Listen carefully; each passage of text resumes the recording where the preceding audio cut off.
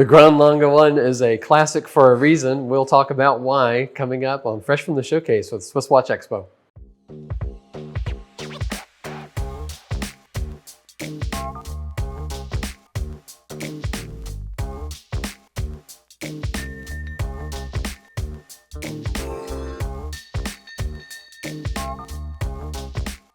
Fresh from the Showcase at SwissWatchExpo. If you're watching this video, you probably already have an understanding of the importance and history of the Lange Sohne watch company. This one is really a classic watch. It's iconic, and there's a lot of reasons why.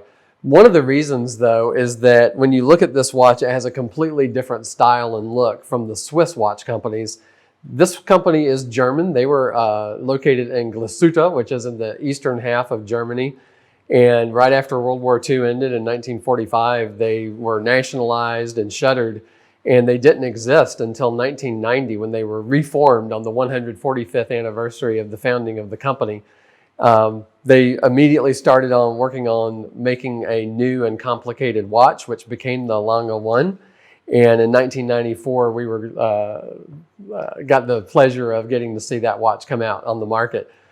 Just a few years later, in 2000, the company was acquired by the Richemont Group. Now, Jaeger-LeCoultre and Vacheron Constantin had actually helped Lange get started again, and so it made sense that they were part of the group that became part of Richemont that year. So they're still a small watch company. They only make about 5,000 watches a year, and everything is still done very much by hand. They're very proud of the fact that they take meticulous detail in all of the handwork that's done, that no detail is too small for them to focus their attention on.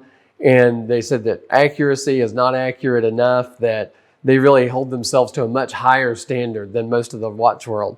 So when you look at this watch, it really is interesting when you think about how different the style of it is. It's a fairly large watch. This watch came out, like I said, in the early 1990s, but it was relaunched in 2013 in a slightly smaller size. This one is 40.5 millimeters in diameter, a fairly slim 8.8 thick.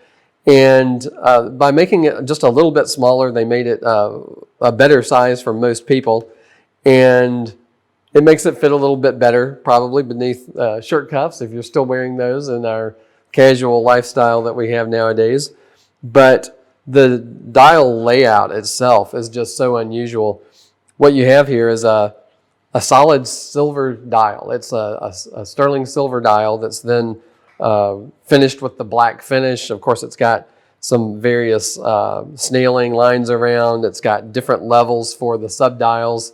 So it's really beautiful, but you can't help but notice it's completely asymmetrical. You have the hours and minutes in this subdial at 9 o'clock, the seconds in the small subdial here at 4 and 5. This is a power reserve indicator, and as it states here at the bottom of the dial in German, I won't attempt it, but it says that it has a 72-hour power reserve, 3 days. As you wind the crown, which of course doesn't screw down, this being a dressier watch, you'll see the power reserve indicator go up. And then the really distinctive feature, this large date that is surrounded by a white gold frame. As you push this button here on the 10 o'clock side, you actually get the chance to just flip through those dates. So it makes it super easy. Really interesting design. When you look at the way they finished it with the satin, the high polish bezel, high polish case back, high polish lugs, but with the satin case, it's really beautiful. This one has the deployant buckle. The previous models had a pin type buckle, but one of the stars of the show on this one, of course, is the movement. They do so many things by hand at the Lange & Sohne that it really shows off here on the back. You can see that this movement was sized for this watch case. It's almost like a big screen view of the exhibition case back. The metal, when you look at it, it has a little bit of a golden look to it. That's because it's not made out of the rhodium plated bronze that you see from the Swiss watchmakers. It's made out of German silver, which is an alloy of zinc, nickel, and copper.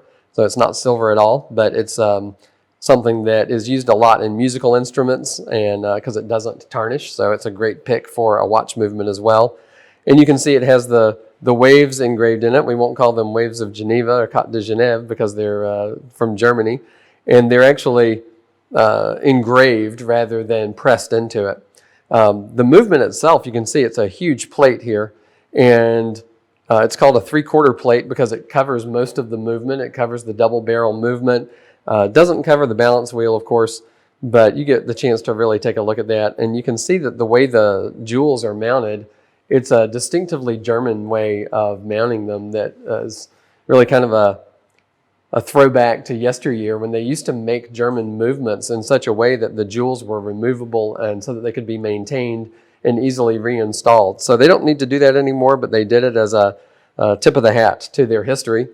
And give us a call. We have this watch in stock right now at SwissWatchExpo, and it's a phenomenal value compared to the price of the same watch new. So you might check that out on our website. Go to SwissWatchExpo.com, type in Lange 1, and you'll see what we have in stock. But give us a call. We might have something in the pipeline that would be interesting to you. Click the bell to like and get notifications when we post new videos, and give us your comments below what you think about this watch.